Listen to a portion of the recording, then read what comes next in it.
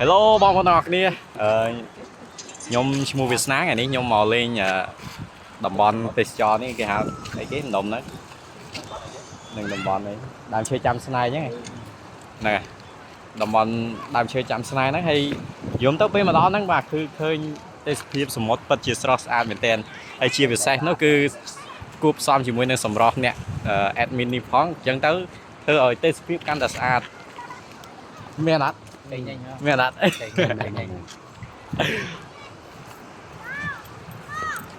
ហើយបន្តិចទៀតនេះពួកយើងនឹងធ្វើការចុះលេងទឹកហើយចង់ដឹងថាទឹកនេះហើយទឹកក៏ថ្លាឆ្វេងដែរបងប្អូនទាំងអស់គ្នានោះមានត្រីមានអីទេនោះឥឡូវខ្ញុំបែក